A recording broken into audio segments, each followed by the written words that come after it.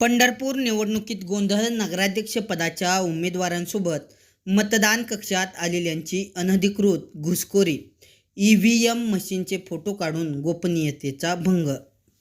पंढरपूर नगरपरिषद निवडणुकीदरम्यान मतदान कक्षात मोठी अनधिकृत घुसखोरी झाल्याची धक्कादायक घटना समोर आली आहे. नगराध्यक्षपदाच्या उमेदवार श्रीमती प्रणिती भगीरथ भालके यांच्यासोबत आलेल्या 5 अनोळखी व्यक्तींवर मतदान केंद्रातील कक्षात घुसून ईव्हीएम मशीनचे मोबाईलने फोटो काढल्याच्या प्रकरणी पंढरपूर पोलीस ठाण्यात गुन्हा दाखल केला आहे.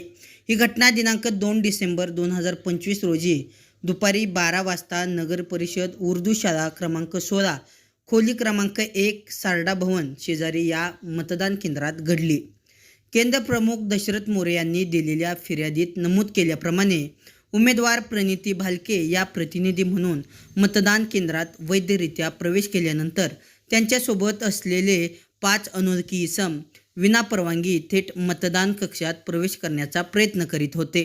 त्यावेळी महिला पोलीस कर्मचारी मंगल बुराडे यांनी त्यांना थांबवण्याचा प्रयत्न केला, परंतु आरोपींनी पोलिसांचे ऐकले नाही आणि जोर जबरदस्तीने मतदान कक्षात घुसल्याचे सांगण्यात आले. कक्षात घुसल्यानंतर आरोपींनी मोबाईल फोन काढून मतदान कक्षातील आतील भाग तसेच ईव्हीएम मशीनचे फोटो काढले. त्यामुळे निवडणूक प्रक्रियेची गोपनीयता भंग झाल्याचे फिर्यादीत नमूद आहे. फोटो काढल्यानंतर हे सर्वजण ठिकाणावरून पसार झाले.